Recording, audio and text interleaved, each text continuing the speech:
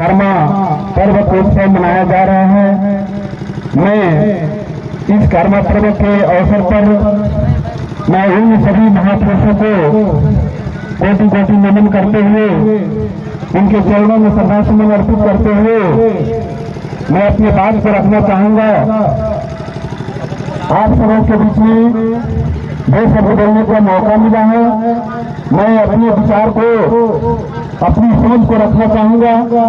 इसके लिए मैं आप सभी को कर्मा के त्योहार के सभी को बारह बधाई देते हुए, सभी को पुनः हार्दिक अभिनंदन करते हुए, आप सभी को घर परिवार को सदा सुखी संपन्न बने रहे, माता कर्म देव से मैं ही कामना करता हूँ।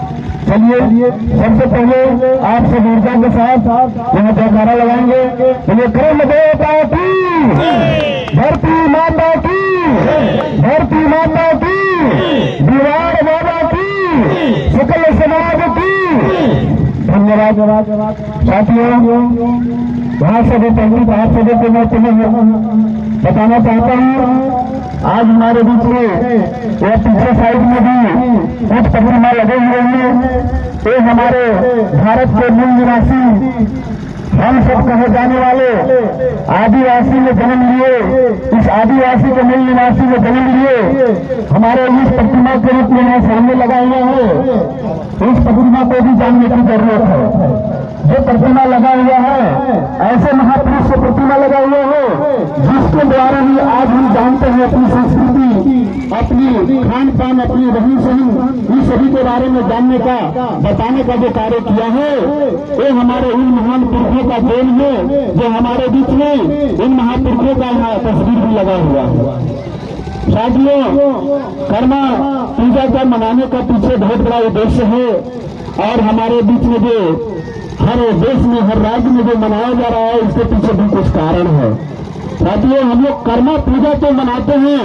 हमारे बीच में अभी आदरणीय भैया ने कहा कि कर्मा एक ऐसी त्योहार है जो हमारा भारत की संस्कृति, हमारी भारत की दशा, हमारे मूल निवासियों की विचार को प्रस्तुत करता है और हम सच्चे इस भारत के मूल निवासी हैं उसके बारे में बताता है। साथियों, सही बात कहा उन्होंने। मैं ये बताना चाहता हूं कि क्या हम लोगों ने अपना आदिवासी धर्म के राह पर क्या हम सब चल रहे हैं?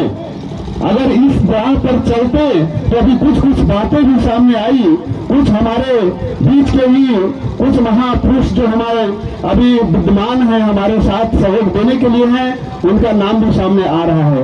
आखिर कारण क्या है? इस इतिहास को बताएगा कौन? हमारे आदिवासी के इतिहास को बताने वाला कौन है?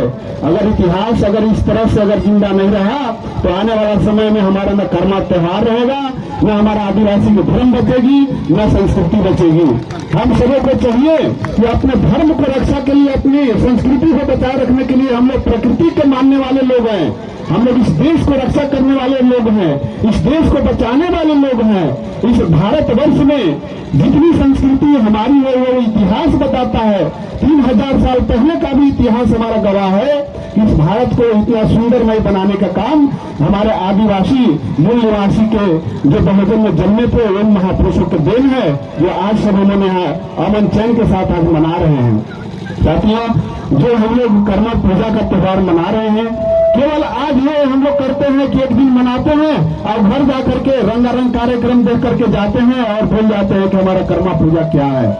कर्मा पूजा हमारा पुरखों को दिया हुआ एक ऐसी विचारधारा है जिसमें मानव एक समान की उसमें भावना पैदा करती है, जातिवाद को खत्म करता है, ऊंच नीच छुआछूत को दूर करता है। ऐसे प्राकृतिक धर्म को मानने वाले हमारे आदिवासी धर्म है। उस आदिवासी धर्म को हमको पहचानना होगा, उस आदिवासी धर्म को हमको जानना होगा।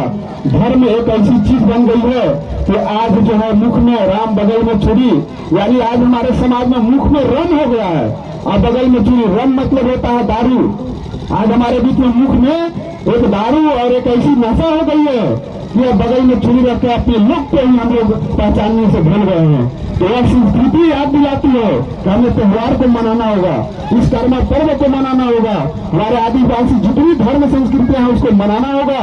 हमारा पूरे प्रकृति धर्म को मानता है, किसी धर्म को वो मूर्ति पूजा हो या अन्य पूजा हो मैं उसका विरोध नहीं करता, लेकिन हमारा प्रकृति पूजा मेन पूजा हमारा आदिवासी मूल निवासियों का धर्म है जिसको हमको मानना चाहिए। साथियों, इस धर्म में मैं ये बताना चाहूंगा कि धर्म जिंदा कैसी है, आज तक क्यों नहीं विलुप्त हुआ है। हमारे इस भारतीय संविधान में मैं बताना चाहूंगा कि हमारे साथी बोले कि थोड़ा सा संविधान की भी बात कर दिए, तो इसलिए मेरे हाथ में भारत का संविधान भी है, किताब भी है। इसमें बाबा साहब भीमराव अम्बेडकर ने 5वीं अनुसूची और 6वीं अनुसूची का अधिकार हमारे आदिवासी मूल निवासियों को दिया, SC/ST समाज को दिया और OBC समाज का भी है। लेकिन 5वीं और 6वीं अनुसूची में बाबा साहब ने SC/ST का मूल निवासी प्रकृति धर्म का अधिकार दिया है और उस धर्म के आधार पर आज हम सब अमन चैन के साथ मना रहे हैं। साथ में तो 5वीं अनुसूची क्या है, 5वीं अनुसूची में केवल आदिवासी का धर्म का वर्णन नहीं है, उसके अधिकार का वर्णन नहीं है, उसमें SC मतलब अनुसूचित जाति, अनुसूचित जाति भी 1000 होता है, जिसमें होता है बहुत सारा है, नाम क्या गिनाओ, लेकिन SC/ST हम लोग सब एक हैं, हम लोग को मतभेद नहीं होना चाहिए। हम भी आदिवासी हैं, हम भी अनुसूचित जाति हैं, इसका मतलब नहीं है इस देश में जब पैदा लिए हैं तो हम भी एक आदिवासी ही हैं।